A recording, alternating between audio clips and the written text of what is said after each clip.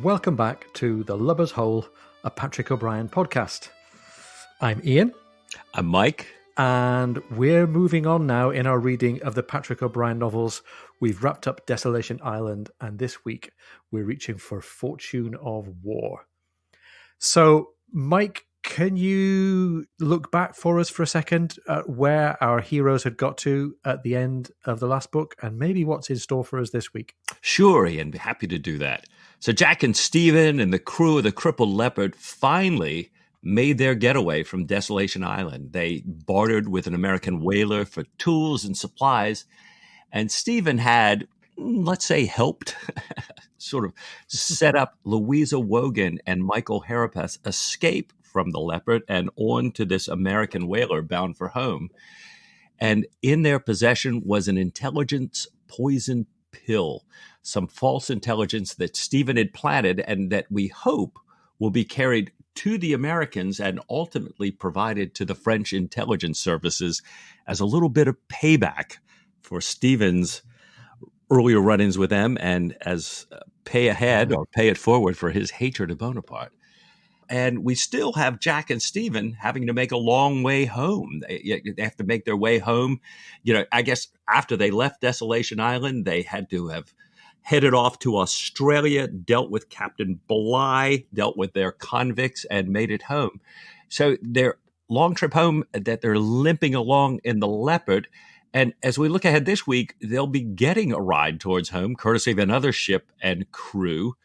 And Stephen is really wondering, has any of his communications gotten through to Sir Joseph Blaine? He needs to find out if his intelligence work has paid off.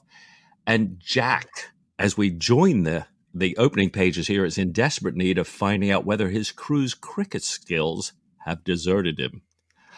Danger lies ahead, though, once we're afloat.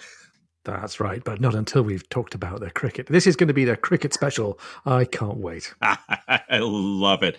Some of the best beer drinking I've done around the world has been with you trying to explain cricket to me. So I'm looking forward to it.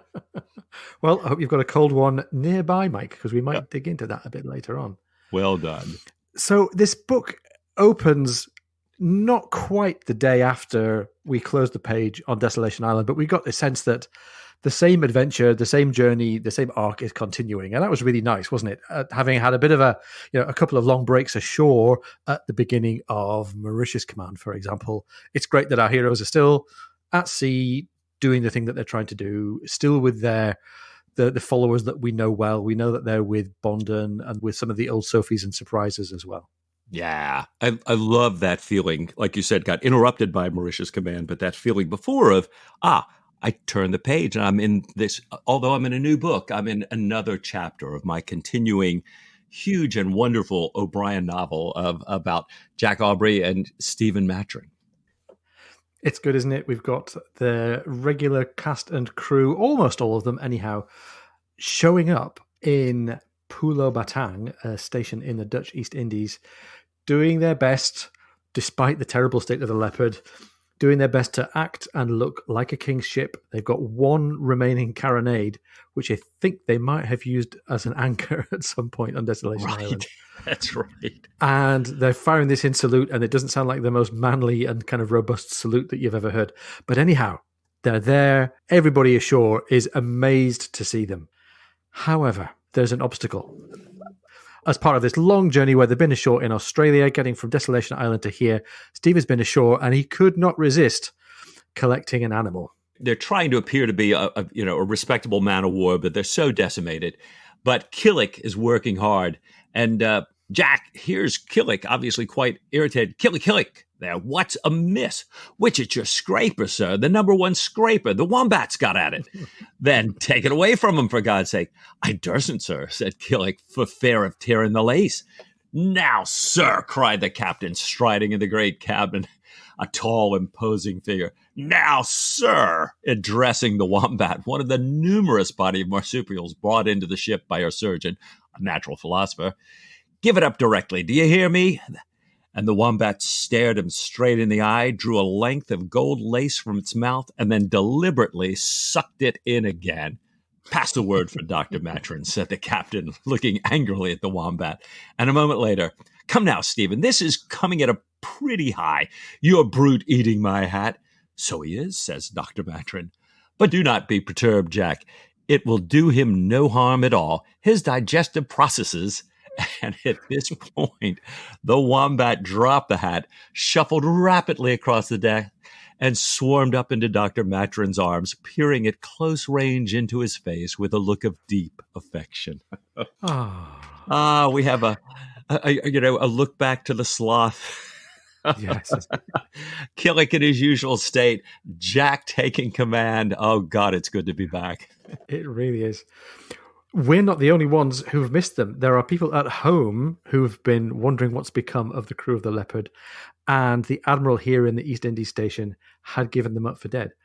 Aubrey, cried the Admiral, rising as the captain was shown in and taking him by the hand. By God, I am glad to see you. We had given you up for dead. And the Admiral, besides clearly being an old shipmate and an old friend of Jack's, is here to play an excellent role in the story, which is to be the target for some expository dialogue, as Aubrey goes ahead and gives the Admiral his report on the Desolation Island story, where we've got to before, and the state of the ship right now.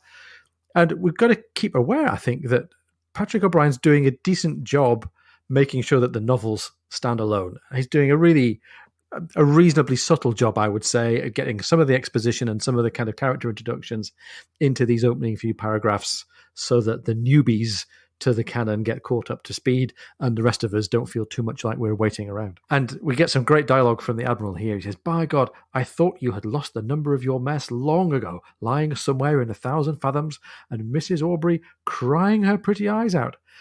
Which is oddly kind of simultaneously saying, I thought you were dead, which is what this thing, losing the number of your mess, refers to. And it's a pretty gross and tactless thing to remind Jack that his wife at some point will have thought that he was lost and will have been home in a state of grief. But now this is the first sign, the first foreshadowing that communication has reached the rest of the world about what's happened to the Leopard. I had a note from her not a couple of months ago begging me to send some things on books and stockings. I sent them on to New Holland, which is Australia. Poor lady, I thought she'd been knitting for a corpse. And yes, he said, rummaging in the pages, here we are. Yeah, it was so kind of the Admiral in a funny roundabout way. He produces this note, and I just love. Jack looks at the note and sees Sophie's handwriting, and all of a sudden, O'Brien writes, the sight of that familiar hand struck Jack with astonishing force, and for a moment he could have sworn he heard her voice. For this moment, it was as though he were in the breakfast parlor at Ashgrove Cottage in Hampshire, half the world away, and as though she were there on the other side of the table, tall, gentle, lovely, so wholly a part of himself. I just, I was really slayed by that passage. Yeah. I love that. It's beautiful, isn't it? And it brings us back to the part of Jack's character, which is that he's married and very, very much in love still with Sophie, and he's been apart from her for so long. The other thing that's wholly a part of himself, I think, is part of Jack's character that we now get a little hint of, which is that his eye still roves from time to time. So female company is at the front of his mind. He's distracted by the serving girls who bring in champagne and cakes. He's distracted by a more or less bared bosom that he gets to set eyes on for the first time in a very long time. And Mike, he notices a smell. And this is playing all the way back to the story of Post-Captain, when Stephen and Jack were rivals for the affections of Diana Villiers, and there was a bottle of French scent that I think Jack had bought for Diana. And this idea of the smell was brought into the story over and over again as a reminder of the attraction of women and of that woman in particular.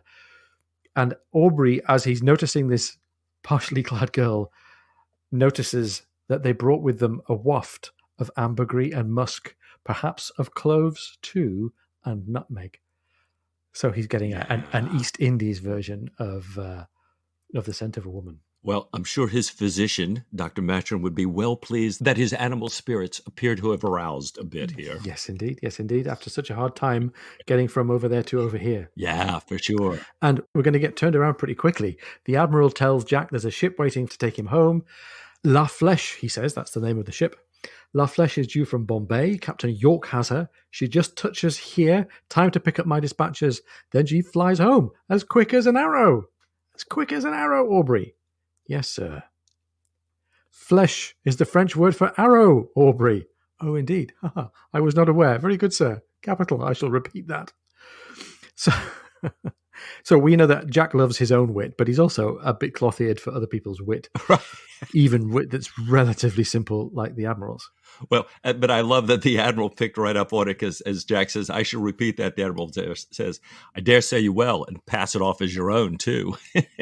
So. And then this gentle needling between the Admiral and Aubrey goes on, and the Admiral says, well, of course, I'll have to press all of your men and assign them to crews here because we're terribly short-staffed. Maybe you can have the doctor and maybe a servant. And Jack really goes off on one with the Admiral about the immemorial custom of the service, and they have this big stand-up row, which is always, I think, hinted that it's actually quite a friendly row because they know each other. Right. The Admiral makes a joke about the Bible. I think Jack earlier on had passed off one of his slightly misjudged remarks of being a mention of the Bible, and the Admiral says, "Oh, you remind me of that other sodomite." Right. Sodomite, sir. Oh yes, Abraham. That's right, the one who was the one who wrangled over Sodom and Gomorrah. Right. So in the end, then the Admiral caves in, and Jack's able to keep hold of not only Stephen but Babington and his other midshipmen, and Bondon, his coxswain too. Yeah. So meanwhile, then, Mike, Stephen's got some catching up to do with the local intelligence community. He does. It's interesting. We left you for dead. We didn't know you were coming back. By the way, here's a letter for Stephen Matron. You have to go see my Politico, Mr. Wallace. So it's fascinating as we watch Stephen rise in this world. Yeah. Okay, the leopard's gone, but we got to get to Matron. But we've got Mr. Wallace, who's Sir Joseph Blaine's head of intelligence for that region, needs to catch up with Stephen. And Stephen wants to find out what's been going on, what's happened and everything. So Matron goes to visit Wallace, and Brian Wilson, our guest last week, mentioned his greeting, which takes you a bit by surprise. Stephen walks in, they exchange pleasantries, and then Stephen looks up and says, "Well, Wallace, tell me, how is your penis?" And so this is not kind of what I expected in a Patrick O'Brian book. No. I was a little like, what? What's he saying? But apparently there was good rationale behind that. Yes, Stephen had done this surgery, without being too delicate about it, to enable Wallace to pass for a circumcised Jew. And as Brian pointed out, that's Stephen was sacrificing some of his ethics as a physician and a surgeon to help with intelligence, because I don't think any modern day physician would do that operation just for the sake of a work requirement. And it's a good sign that Stephen's becoming more and more deeply into his role as an intelligence agent, and that other things take a bit of a back seat. Right. And it's interesting, as Brian pointed out last week, they get into this conversation. Wallace is so delighted to see him. Gives him kind of a summary of Sir Joseph's emotions while Stephen was gone. Talks about how happy Sir Joseph seems to have been at some of Stephen's efforts, but that he's gotten kind of melancholy at the end when they haven't heard from Stephen for the longest time. And it confirms to Stephen that a lot of his communications have gotten through. So again, Ian, as you pointed out earlier, we're getting these indications that somehow some of their fate has preceded them. So we know that Stephen's letter from Brazil, where he got so much information from Louisa Wogan about the American intelligence network, has moved on. That was received by Sir Joseph Blaine. And the poison pill has, in fact, gotten to the French intelligence agents. So all the information that Stephen had made up about double agents, sources of information inside the French ministries, paid informers, has been picked up by the French, and they actually have started executing people and imprisoning people. So they have this thing of back and forth, who's going to open their hand. They give each other the proper signals. Stephen takes Wallace into his confidence because Stephen's now thinking, you know what, I might not have made it this far, and there's a long way to go back to England. I need to make sure Sir Joseph is up to date because he's learned a lot more from Louisa Wogan, Yep. including, who her contact is in the English ministry. This Mr. Pole in the Foreign Office, in the English Foreign Office, which Wallace is certainly very astounded by. And essentially, Stephen debriefs Wallace on exactly what happened, how he got Mrs. Wogan and Harapeth out. He also gives us a bit of catching the reader back up to this plot here. And Wallace lets Stephen know that not only was Sir Joseph delighted by all this, but Sir Joseph planted some very easy to find bribe money that would help lend weight to Stephen's story, and indeed has wreaked havoc on the French intelligence service. So, as Stephen heads off with a bundle of Sir Joseph's letters in hand, Wallace again says, "Lord Matron, what a coup!" And you can even see Stephen with a gleam in his eye. He's proud of himself. He's thrilled that he's put a wound in Bonaparte's side. A little confusion to Boney here. It's a great moment for Stephen as well. He was having such a hard time, sort of down on his life, down on his relationship with Diana Villiers, struggling with his laudanum addiction. And Stephen was at a low ebb, I think, at the beginning of the last story. Maybe not everybody else, but Stephen was. Right. And he's really pulled something out here. And he's getting a silent round of applause from me anyway. I think that's a good outcome. Absolutely. Absolutely. Anybody who's going to torture Stephen Matron has got to answer somewhere along the canon. And we're glad to hear them starting to answer here. Yeah, that's right. So the next morning they've arrived. Stephen's on shore collecting some species. Jack is reading through Sophie's letters and is a little bit worried, maybe a lot worried about financial troubles at home. And Jack talks to Stephen about his concerns. He confesses that he may have signed a power of attorney.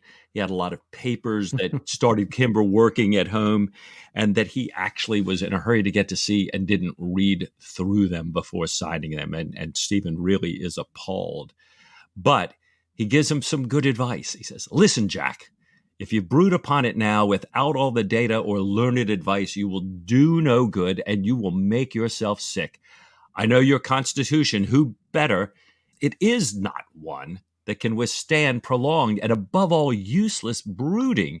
You must discipline your mind, my dear, for you are to consider that thanks to this blessed order, you will be home sooner than the swiftest messenger. You are yourself the swiftest messenger, and that therefore it is your present duty to be reasonably gay, or at least to affect the motions of gaiety. You are to indulge in field sports, such as this game this afternoon until the flesh comes in. Be not idle, be not alone. I speak in all gravity, brother, as a physician." Oh, here we have Stephen saying, put your mind aside. Probably good advice for all of us, especially in these tough times, until you can do something about this. And in the meantime, keep yourself busy. And luckily, we've got something to keep them busy, which you are an expert on and which I am no hand at. Ian, take us away here. Well, we're coming up to the cricket match between the Admiral's 11 of whoever's stationed on the station versus the crew of the Leopard. Right, the Cumberland and the Admiral. And this is going to be great because I think we hear that in the crew of the Leopard, the surviving members of the crew of the Leopard, there are some Kent and Hampshire men, those being famous counties for cricket. And I think every English person thrown together with other English people at some point is going to try and play sports with the rest of them. And in this far-flung corner of the empire in hot weather, what other game could you play than cricket?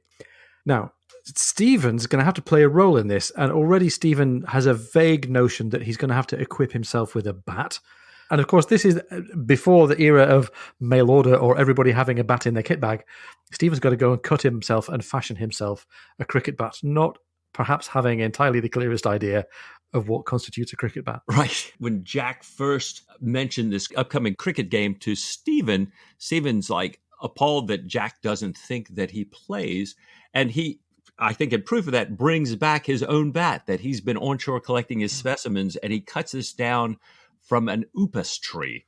And something I had never heard of before. But in doing a little research, apparently it plays very heavily in the literature of the time. Byron, who we've talked about, Bronte, so many people make allusions to this deadly upas tree. Supposedly the sap was poison. It plays this allegorical role in so much literature. But Stephen has cut his bat and brought it back here. And having gotten Jack's mind off of Kimber as they move on to the cricket game, Stephen is wielding his upas bat with him. I wonder if we're meant to read in a connection between the idea of the upas tree being poisonous and Stephen having poisoned the well of intelligence for the Americans and the French. Well done. Now we come across Patrick O'Brien's description of this game of cricket. By the way, this is a great moment for, if you're going to read any English author that chooses to read about cricket, they will probably have paid some close attention and be expressing a bit of love for the game. There's a really funny cricket match described between two private schools in Stephen Fry's novel, The Lyrebird, which displays just the same love and also the same kind of P.G. Wodehouse level of humor. I've actually got some audio that might help explain how cricket looks to an American. This is taken from Sports Night, and one of the actors speaking you'll hear is Josh Malina, who himself is a podcast host and a star of The West Wing. But they've discovered something about cricket that this American TV sports panel are trying to make sense of. A very big sports story is happening. Jeremy, if a very big sports story was happening, we'd know it. We do know it. We just don't understand it. You don't understand it. You understand cricket? I know a little something. What? I know they drink tea. Dan, do you know anything about cricket? Ah, cricket. The game of the civilized sportsman. Do you know anything about it? No. You like it, though? What's not to like? They wear white, they drink tea. Guy in New Zealand got all 10 rickets. Wickets in New Delhi. This is an international news story. There are countries other than ours. Yes, there is, for instance, Belgium, to name but one. What's up? Please don't ask. Don't ask about what? Jeremy was on the phone with a man who was in Trinidad at the time who told him of a cricket player in New Delhi who got all 10 wickets in one inning. This is from the World Observer. It says if you compared it to baseball, it'd be like pitching 3 perfect games on 3 consecutive days. Really? Wait, no, not exactly. Why not exactly? It says the final 4 batters scored 16 runs. That doesn't sound good. Certainly doesn't sound perfect. Right. In baseball, if the final 4 batters scored 16 runs, it'd be hard to consider that perfect. Jeremy, I don't know how comfortable I am reporting a story I don't understand. It's not that hard to understand. There's a bowler, see, and there's a batsman. What's a bowler? I don't know. What's a batsman? I don't know. Well, keep it up. Here's something. Raj Khan edged a humble snorter to the slips, where Surarav Ganguly dived to his right to pick up a low snatch. The humble snorter went straight to the slips, and obviously the snatch was lower than it ordinarily is. Yes. I'm getting to the bottom of this. Keep me posted. So there you have it. The cast and crew of Sports Night trying to make sense of a career-breaking 10-inning haul for a bowler in a cricket match somewhere on the far side of the world. Now, first of all, we're going to encounter just what kind of a secret weapon the Admiral's team have got against the batsmen of the Leopards. The Leopards are going into bat first, and the Admiral is a spin bowler. And this is really well chosen by Patrick O'Brien. Spin bowling is a very underhand and skillful, but also not terribly physical or exertion-based art. It's been part of the game of cricket for centuries. Spin bowling is a kind of bowling that depends on experience and cunning. It's a kind of bowling that's really well suited to tropical conditions, so broken and sandy surfaces and humid air. Lots of Indian and Sri Lankan and Pakistani bowlers have been great spin bowlers as well. Whereas fast bowling, pace bowling, would have been something that the Admiral might have left to the young fit guys from the foretop. And Babington is caught bang to rights by this really cunningly delivered spin delivery, what he calls a twister. Now, in cricketing terms, this sounds like it's what we would call a conventional off break from Patrick O'Brien's description, and that assumes that Babington's right-handed and the Admiral is a right-handed. And it's really similar to what you'd call a breaking ball in baseball, except that this ball is going to bounce on the ground and the spin will cause it to grip and bounce and swing even more wildly. So we might tweet out some media. There's some really, really great media on YouTube of famously unplayable spin deliveries, including one by the great Australian spin bowler Shane Warne.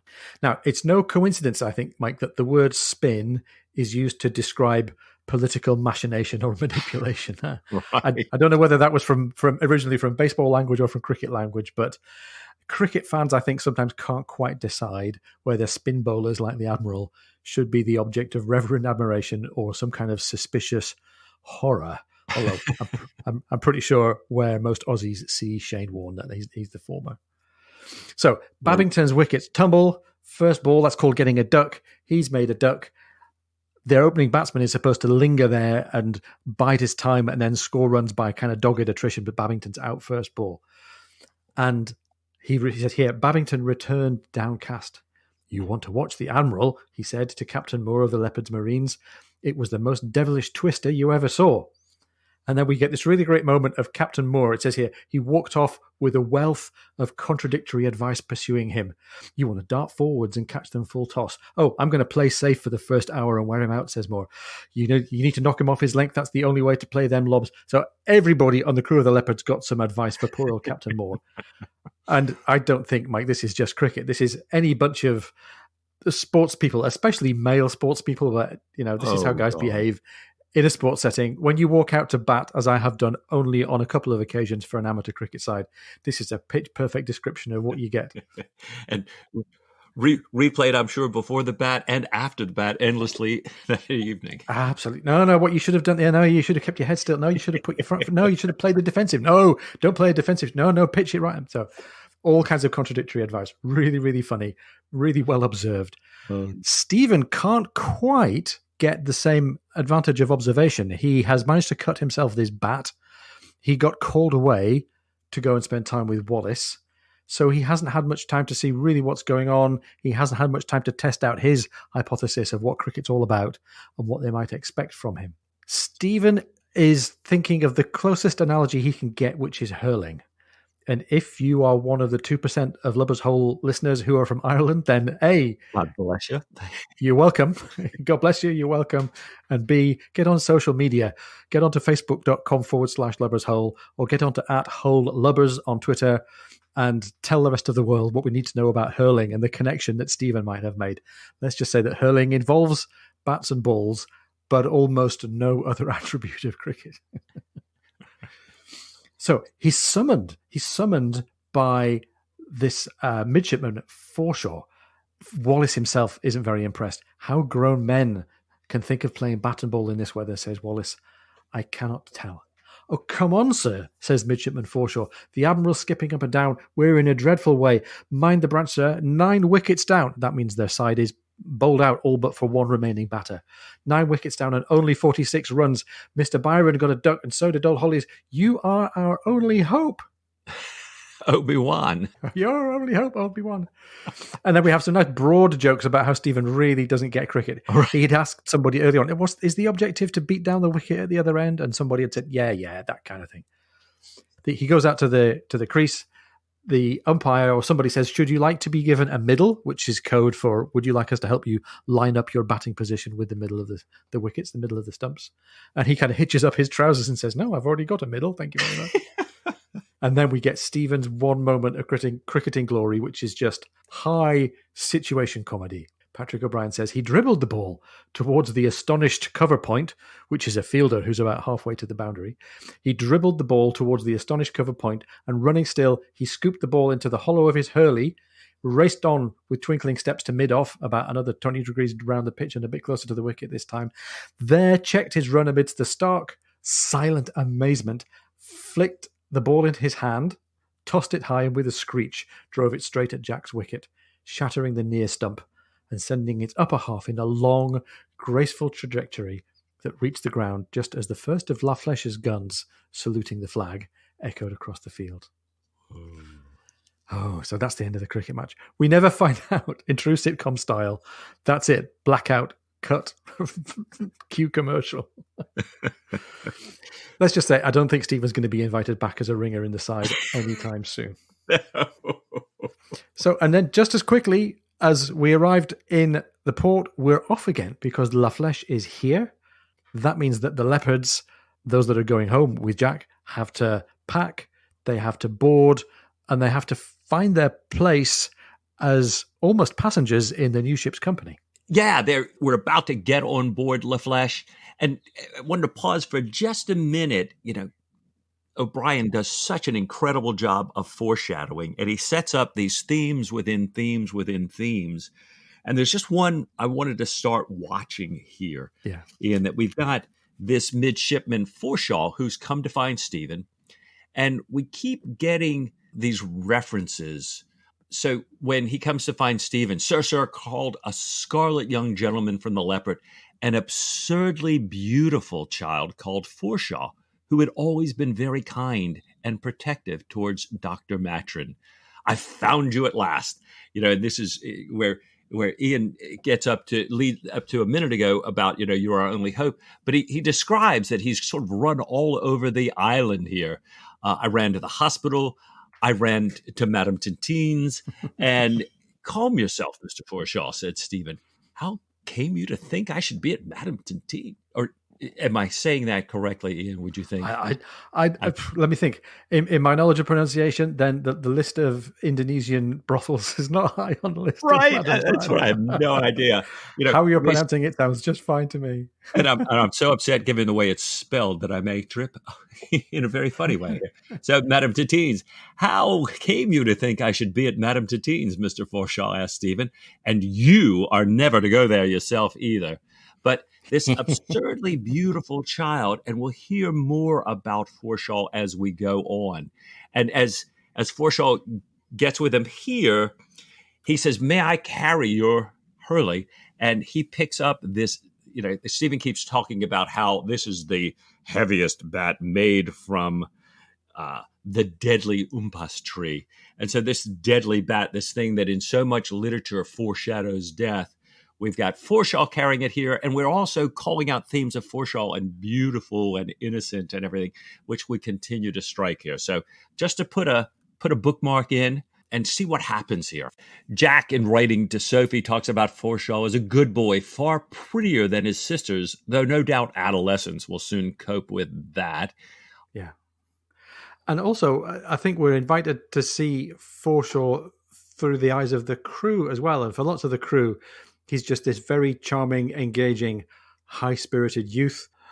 To Captain Jack Aubrey, he's another squeaker, another midshipman, and perhaps, right, not worthy of very much high praise or high admiration. But there are maybe other members of the crew who see his beauty for what it is and appreciate it in that way. Certainly, a delightful young man and somebody who really cares deeply for Stephen. As the captain of La Flèche, and who, by the way, we heard earlier on in passing, was a bit of a protege, a bit of a friend of the Admiral. Right. Visits the Leopard and with very good grace doesn't raise any eyebrows at the really terrible state that the ship is in, and really endears himself. I think he endears himself to us as readers, and clearly really endears himself to Jack. York mentions to Jack that he'd picked up this letter from Sophie and that York, had called in to let Sophie know that all was well. And we got a line from Jack that we had also heard about the Americans when the Leopard was stranded at Desolation Island. "Honest, good-hearted fellows," Jack had said, "although you would not think so to look at them. Ha, ha, ha, bless them." And he goes on to say, "There's good in everybody, York, even an American." Oh, it's so nice to remember back when people thought nice things about Americans. That's some faint praise to be downed with right there, Mike. I tell you. There you go. Good.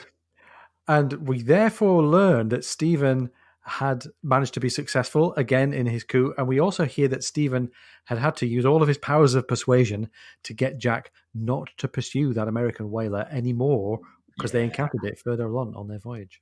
Right. So that gives Jack the opportunity to introduce the character of Stephen, to let York know that Stephen, the surgeon, is wealthy, and maybe Jack is hoping that York's going to humor a rich eccentric, whereas he might dismiss a poor eccentric. Yeah, I love it. It says that Jack's not Machiavellian, but he knows how to work this, right? Yeah. And he knows it's pretty straightforward. If you're a passenger, a relatively impoverished, relatively undistinguished passenger aboard a crowded ship, and you say, "I have 1.5 tons of biological specimens," they're all going to end up in the bay. Right. But bless him, Jack. I mean, we see enough of this with Stephen smoothing the way for Jack, I think. Yeah. It's nice to see Jack smoothing the way a bit for Stephen, for his friend. And, York kindly makes a great area available for him Sounds like, as you say, a very nice guy. But the crew of La Flèche is not too excited about this. That here's Stephen. He's got 1 hour to bring his entire collection, ton of minerals and all these specimens, including a giant squid that is decaying as we speak, that he's dragging across the boat, leaving this long greenish yellow trail. It is, and sadly, all of them, except for the giant squid, packed in alcoholic spirits. So he's got a couple sailors helping. They start drinking the spirits. They get drunk.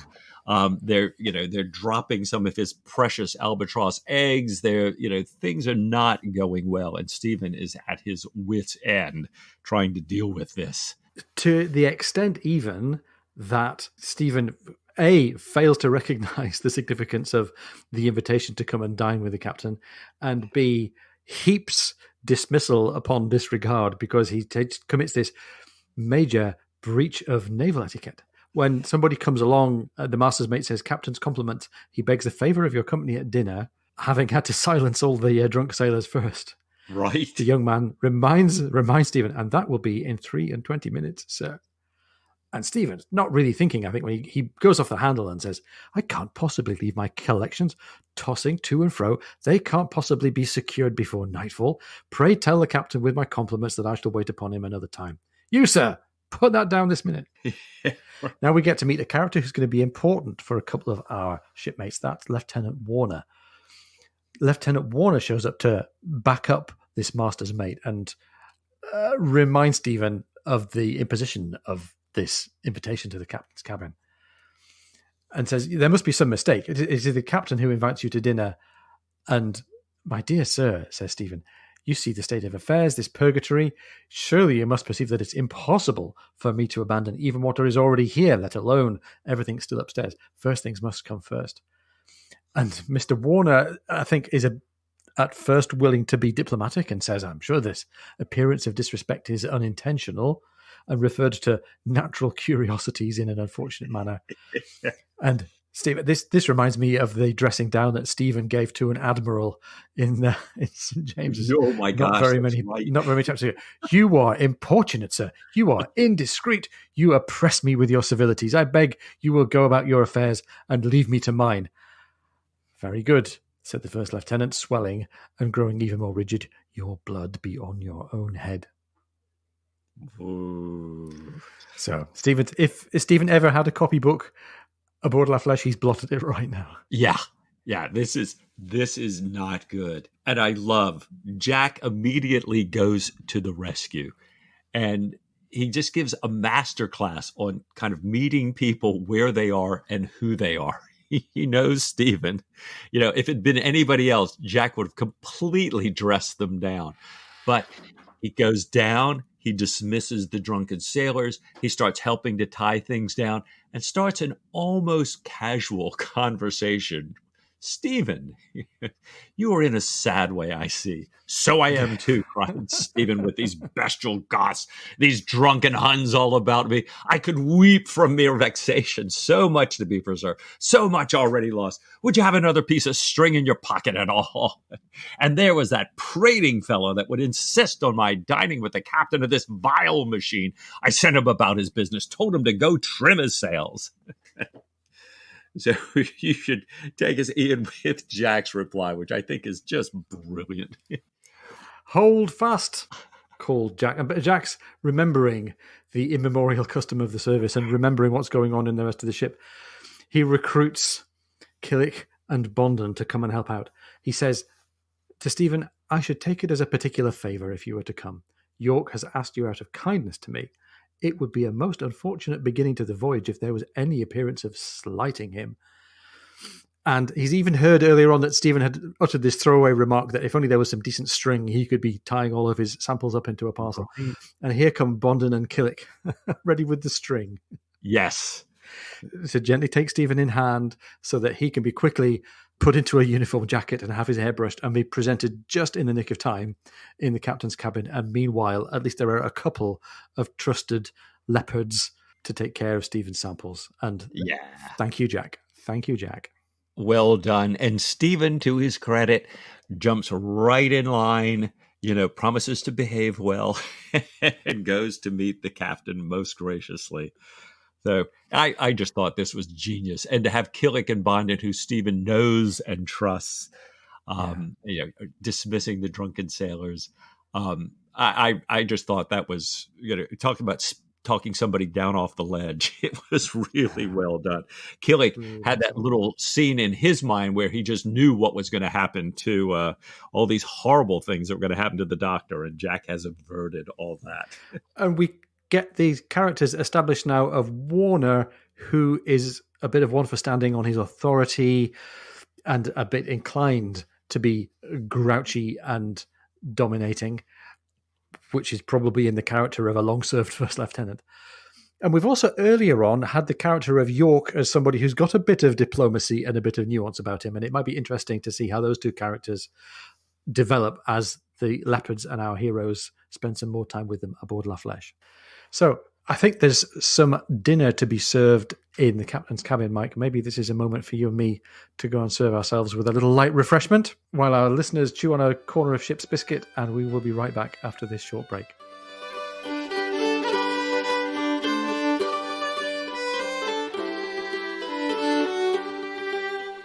Welcome back to The Lubber's Hole, a Patrick O'Brien podcast.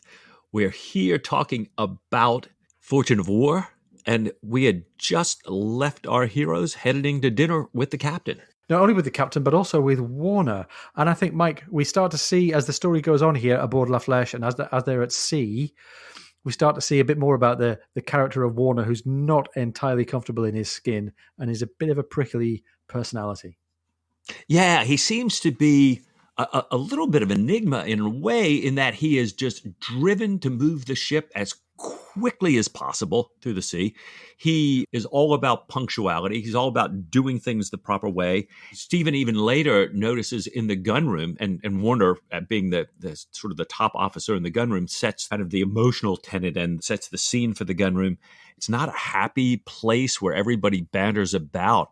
As people are getting there to start a meal, Warner's standing there looking at his timepiece and then looking at people who are a moment behind. And he's a different kind of guy than I think we've run into before. Yeah, he is. And we mentioned Forshaw as being this very charming and beautiful and good-looking young man. And we get this slightly awkward moment as it becomes clear to Stephen that Warner is really attracted to Forshaw, and that is placing a bit of stress on Warner and maybe accounts for some of his irascibility and some of his awkwardness given the society that he's in. Yeah, and I think Stephen even has a little bit of sympathy for Warner here, to think, if that's kind of who he is, here you are on a ship. Stephen thinks, poor man, the instinct's so very strong, so very nearly unconquerable.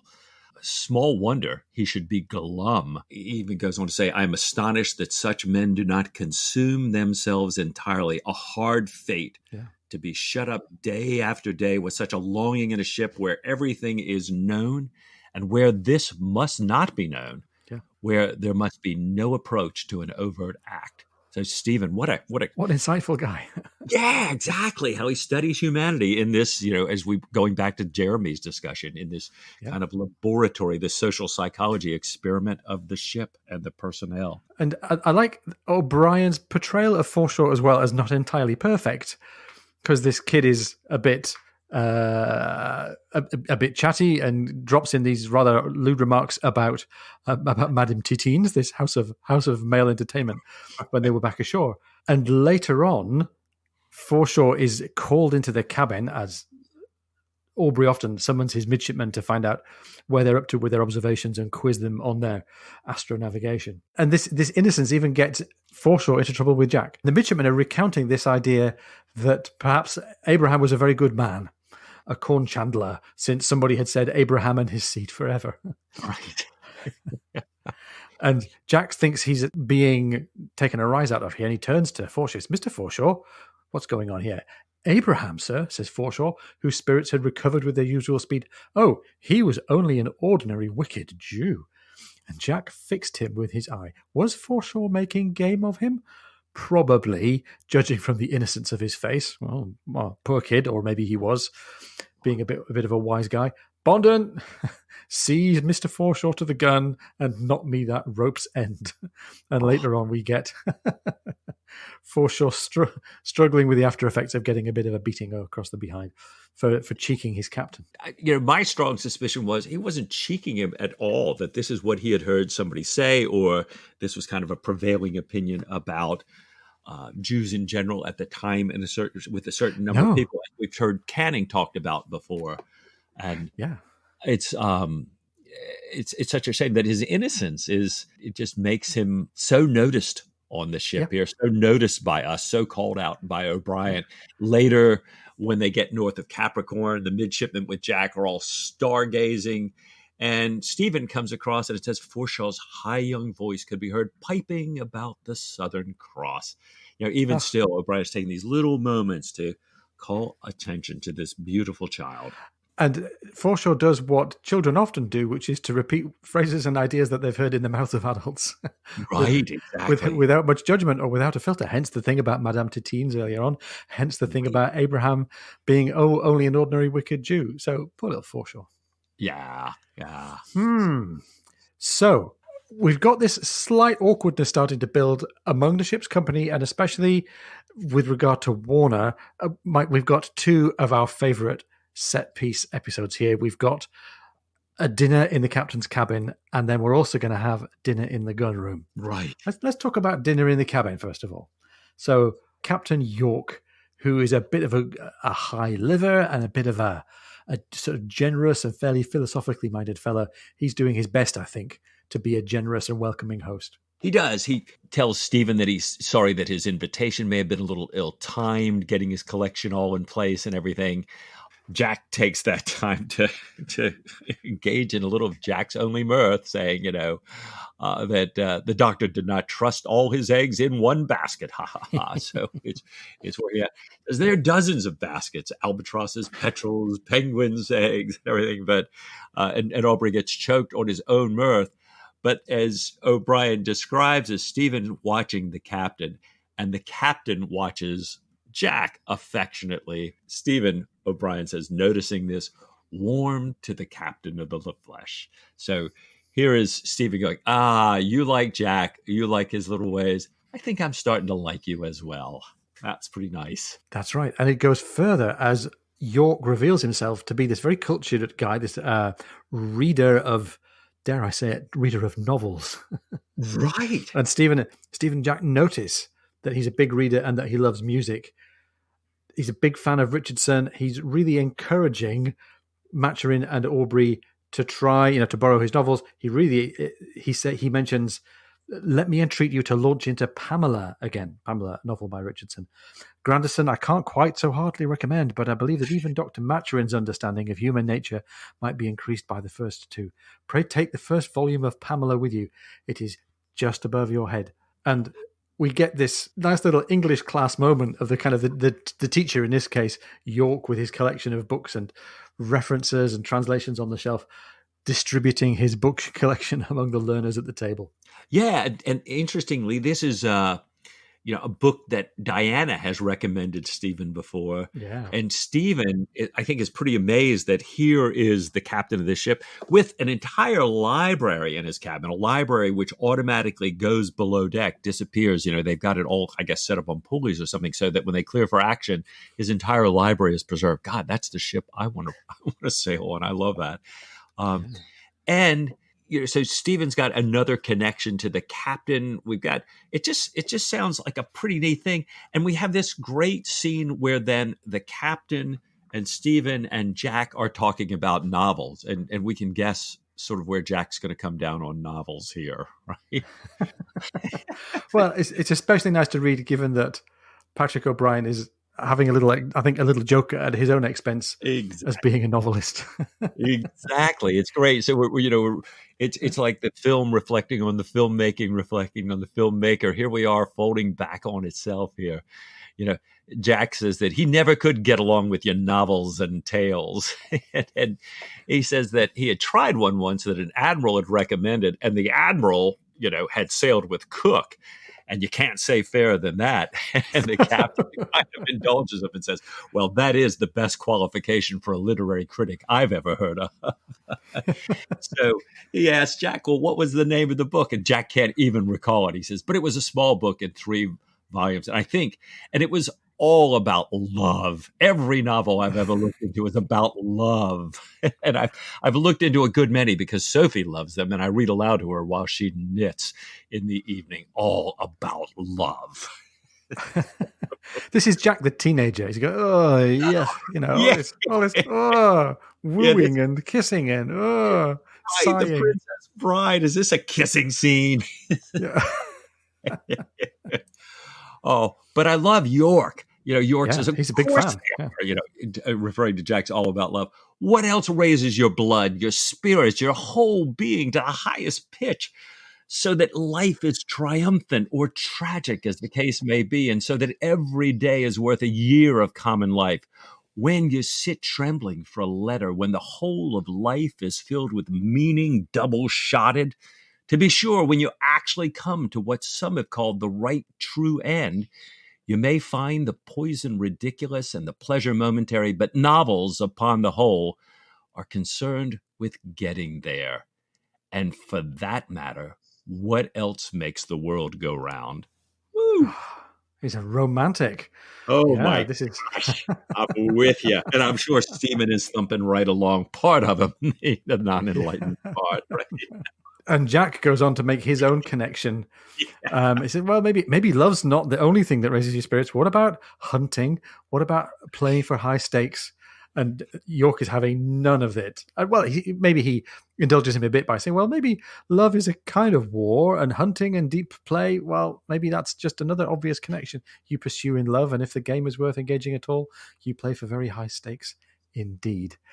And he recruits Stephen to agree with this. And we have this, it's a really nice, cultured conversation. I can't remember another time where aboard ship with people other than Jack and Stephen present, we've had a sustained, what you might call an interesting middle-class dinner party conversation. Oh, good point. So this is quite a refreshing turn. Yeah, it really is. Stephen weighs in a little bit here and notes in, of course, I believe it was in Latin, how Venus inspires wars. But also notes the differences between love and war. And I love how, just as we're in this moment, as you say, of middle-class dinner party, we're going to take a veer back to remember where we are and who O'Brien is and who Jack Aubrey is. Because, Stephen says, but imagine how, it's easier to express all these things writing about the love between a man and a woman because things happen in order. But in war, things happen all at once. And he says, I've never read 2 accounts of Trafalgar that matched each other in detail. So now, of course, Jack invites York, who was at Trafalgar, to tell us how the ships lay. And he starts moving, he's moving biscuit crumbs. And he says, no, I have to go get the toothpicks to lay the battle out. And here comes one of the most memorable sequences of the canon as Captain York goes off to grab toothpicks and Stephen and Jack are alone at table amongst the biscuit crumbs. Do you see those 2 weevils, Doctor? I do. Which would you choose? Neither. There's not a scrap of difference between them. They're the same species of curculio. If you had to choose, if you were forced to make a choice, if there was no other response if you're going to push me, I would choose the right-hand weevil. It has significant advantage in both length and breadth. There, I have you. You're completely dished. Do you not know that in the service, one must always choose the lesser of 2 weevils?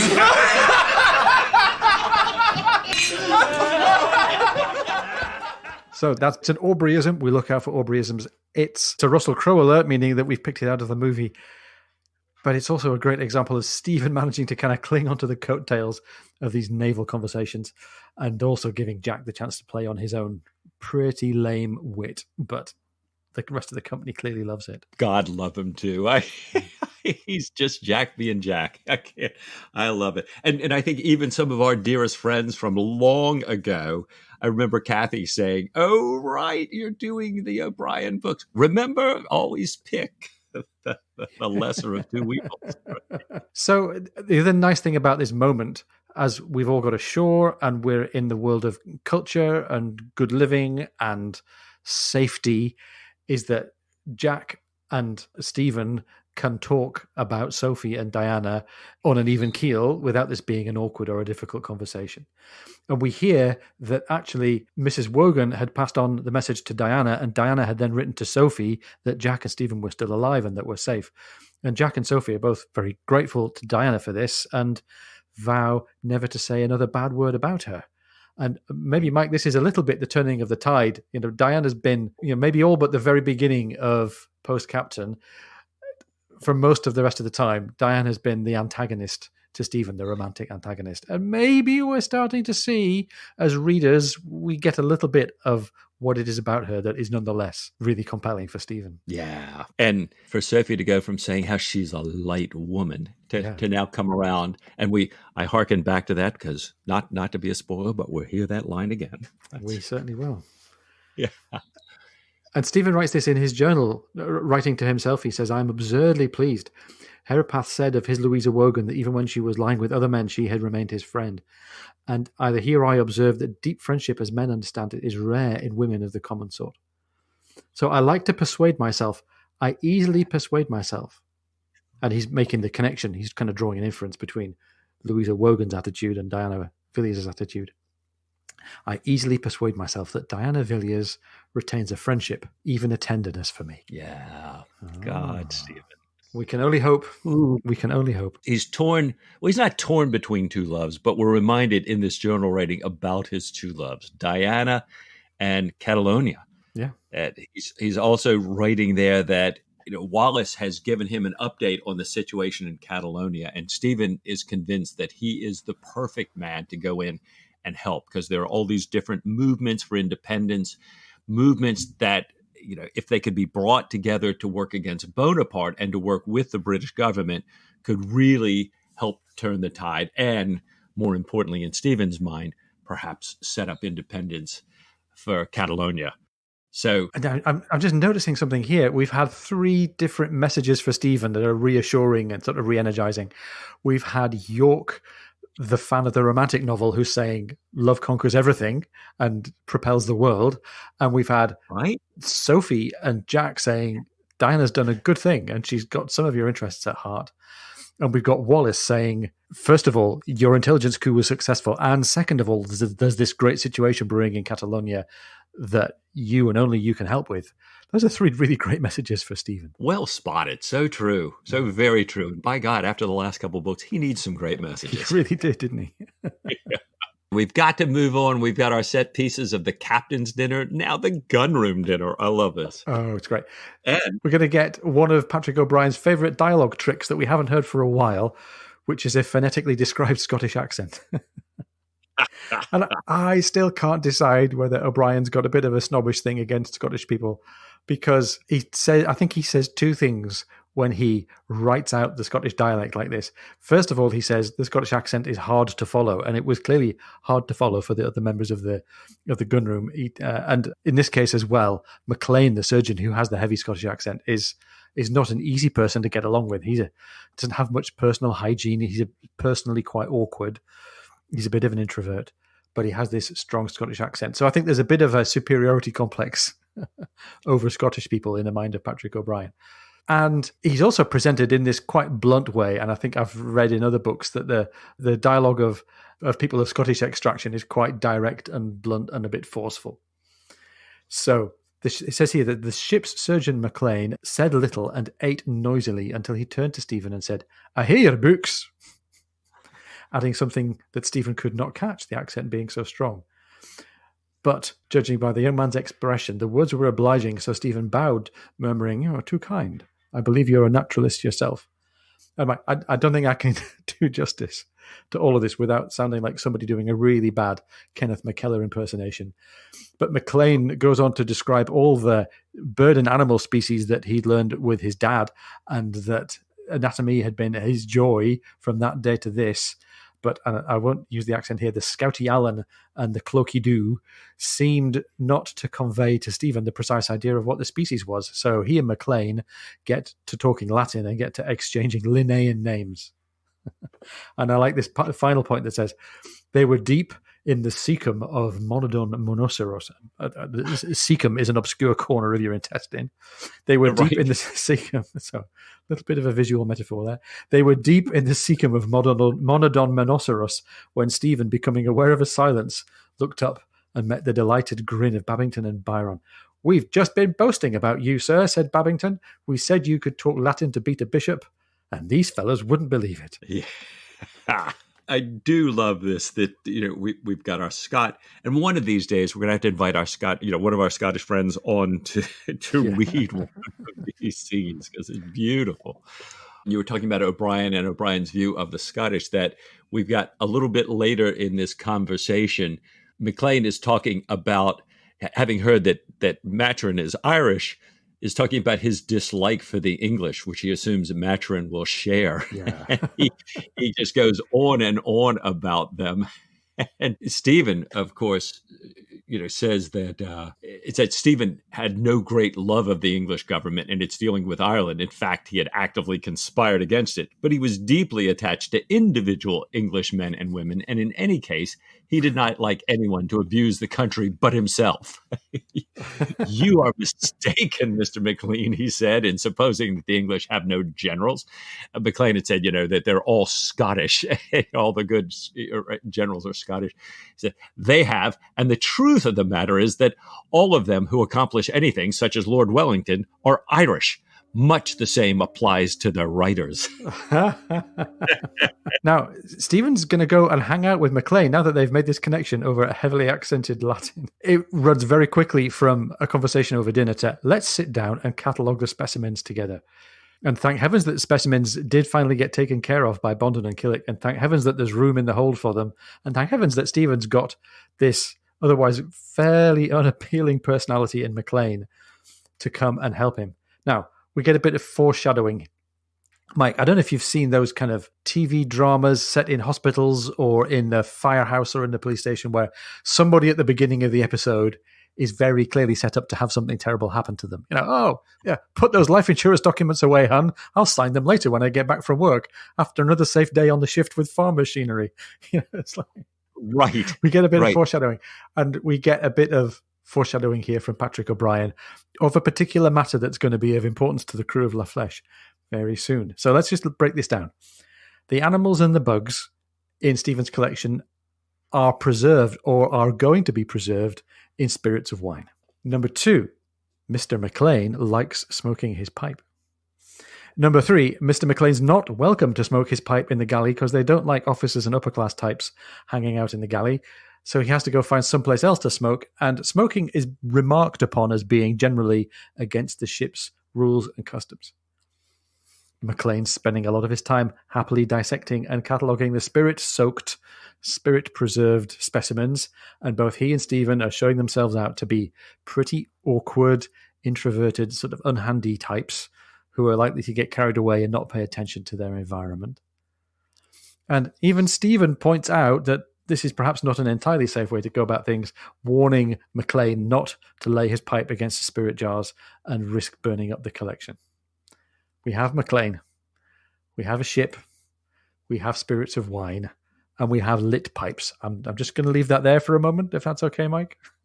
Right. A wooden ship. A wooden ship, yes. But that's all going to be okay, at least until after the first commercial break. Right. One of our shipmates on the Aubrey Maturin gallery was writing it'll be a week ago by the time this airs, but she was just writing yesterday about how she started Fortune of War, and she's saying, "Look, I can't believe all the foreshadowing that O'Brien has here." You've just laid it out beautifully. That's right. So I apologize if we're spoilering a spoiler or two, but we're really not. We're really not. He's really laying it out for you here, guys. It's not difficult. And it's not a spoiler because we're going to get to it, I think, in just a moment or two. Exactly. And it is something that O'Brien does so nicely. He does so well. Yeah. Never say he doesn't give you warning. That's right. And meanwhile, the other thing that O'Brien does, he really enjoys describing these long, easy, flowing transoceanic voyages with the routine and the ringing of the bells and, never touching a sheet from one day to the next and making big, long mileage runs from noon to noon. And they pull into Cape Town and Simon's Town, where they can water and pick up dispatches, and Stephen can offload his wombat and his other marsupials. And there they learn about the declaration of war. The United States has declared war on Britain. And by the way, Mike, this is where the whole arc starts to pick up in interest for lots of our readers from Canada and the US, because people based in the British Isles think that the whole story of war in the early 19th century was about Napoleon and Wellington and Nelson and Waterloo and Trafalgar. But the War of 1812 was a much bigger story than lots of British people will give it credit for. And here we go. The War of 1812 has broken out. And it's interesting because, Stephen is all of a sudden, this is like sort of going through everything that everybody is going to talk about. And Bondin tells Stephen, about kind of the reaction. So Stephen's hearing about the officer's reaction, and Bondin lets him know that the lower deck is really not pleased. Apart from the regular man of war's men, a lot of them were hands. They were taken out of merchant ships, pressed on shore. They'd sailed in American vessels. They all had American shipmates. And even though they liked prize money, and a lot of people were saying there's not many prizes aboard, and we see a lot of these American merchantmen, and those are not bad. They all note how Americans are a lot like Englishmen. As O'Brien writes, they were practically the same as Englishmen. No airs or graces about them, and you could not say fairer than that. Fighting the French was different. They were foreigners, and somehow it came natural. So with a beg for indulgence from our French friends, and kind of a nice warm feeling on the American side here to say, these are our brothers. If not brothers, at least cousins. Yeah. Yeah, exactly. Here we are, as witnessed by this podcast, right? Yeah, indeed. Amen. Now, this gives us a second bit of foreshadowing, because all of a sudden, everybody aboard La Flèche has become a US Navy stats bore, okay?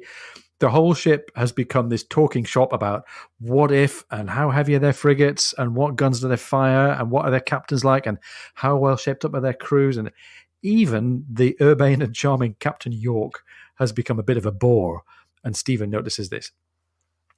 Now, Mike, I don't know if this is a good comparison or not, but I think for Stephen, this is what NFL summer camp season is like. Right. If you're sitting among American sports fans and you don't follow American sport, everybody around you is doing armchair coaching, armchair quarterbacking. What if? No, but they'll never. Oh, they've got to do that. They've got to do this. Cricket fans, by the way, cricket fans are the same in preseason. Cricket fans don't have summer camps and a draft to obsess over. But we have this same speculation on the basis of minimal knowledge about every turn and twist of the campaign that's coming. So how close are we on American sports fandom here, Mike? Oh, I had a partner, a consulting partner that I work with, and he had moved to Switzerland. Andy, I'm talking about you, God love you. And he had me tape the draft and mail him the VHS tapes so he could watch the draft. Wow. So yeah, this is absolutely you're right on. And there's a serious point as well behind all of the kind of talking and stats.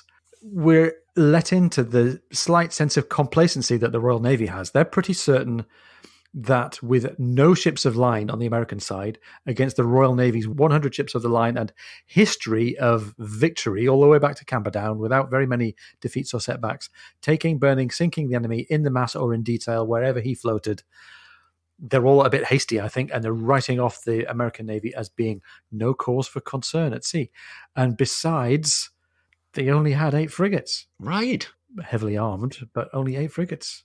And one of the many new frigates that's building on the British side is the Acasta, which Jack is on his way to pick up. And with Jack Aubrey in command of a frigate, what can go wrong? This should be short action here. Yeah. So again, bit of foreshadowing. We'll have to see what happens about that. Right. Fans of the War of 1812, keep turning the pages. Well, and perhaps a little more foreshadowing. Stephen's worrying about Diana now in America, pinned down in what was now an enemy country, O'Brien writes. And he's worried a little bit about intelligence, too. But overall, Stephen is Stephen. He describes the entire war as wanton, bloody foolishness. And he's really tired of everyone talking about the Americans and the possibilities. He's hard pressed to escape their conversation as they move into growing colder temperatures and thin walls. Stephen writes, "As I grow older," he reflected, "I become less tolerant of noise, boredom, and promiscuity. I was never well suited to a life at sea." Oh. Sure, the promiscuity reference to Life at Sea, but it's just Stephen. So while all this is going on, they're making big strides in their voyage north. They've got north of Capricorn. They've hit warm weather again. They're close to Brazil. Stephen's back in business treating sunstroke. And I dread to think how high-smelling the samples are, the specimens are that Stephen and McLean are cataloguing and bottling up. So he and McLean are working through the night, and Stephen's pretty sure that this new species is going to be one that they could name after McLean, a bit like Aubrey had a tortoise named after him, and that might win them both undying glory. And on this great peaceful night, Stephen's watching Jack with the midshipmen stargazing, with Mars red above them, and later on, the midshipmen having one of these gaudy nights, a smoker's night, and a night in singing adolescent rhymes in questionable taste. And Stephen decides he's going to isolate himself from all of this.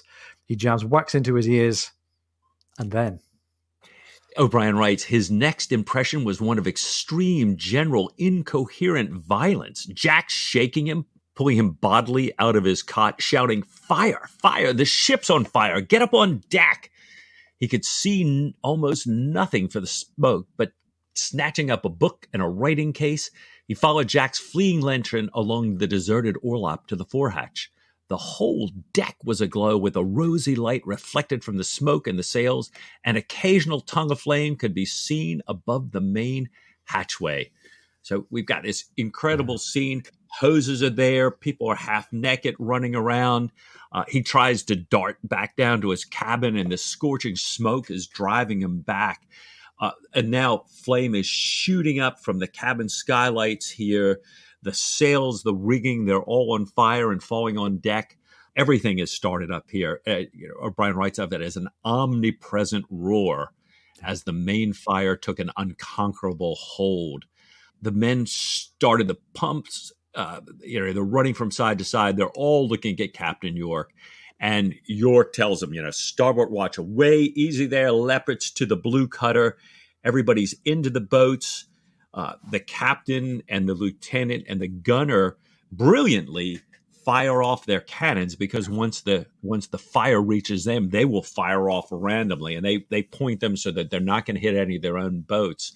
Stephen gets run over, and Babington and Bondon grab him up and guide them into the boats. So, we're away.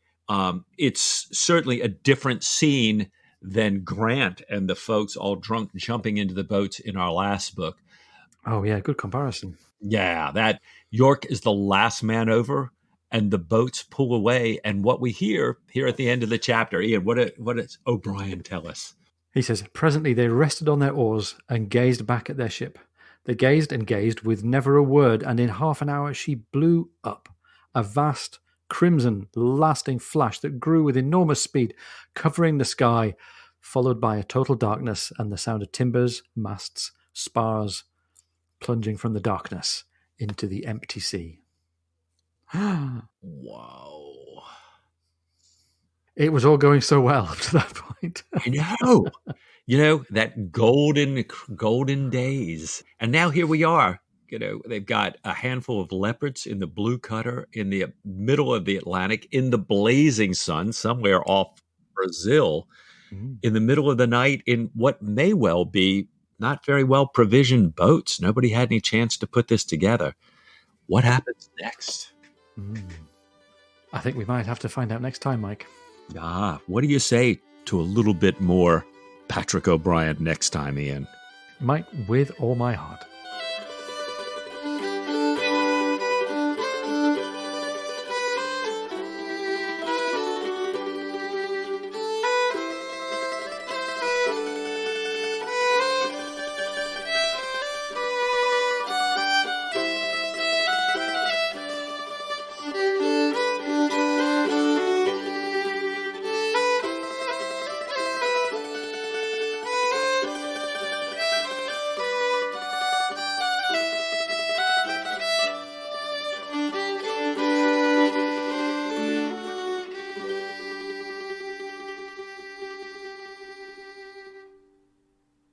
want to shout out to our listeners. Thanks for so many of you who've been participating in the polls that we're putting up there. We've got more to come.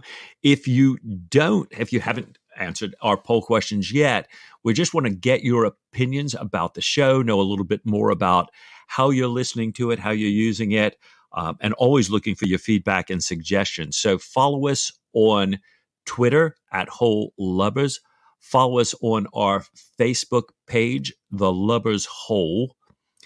And please grab this podcast as you are now and let your friends know on Spotify, on Google, on Apple, and please leave us your comments there. We sure appreciate it.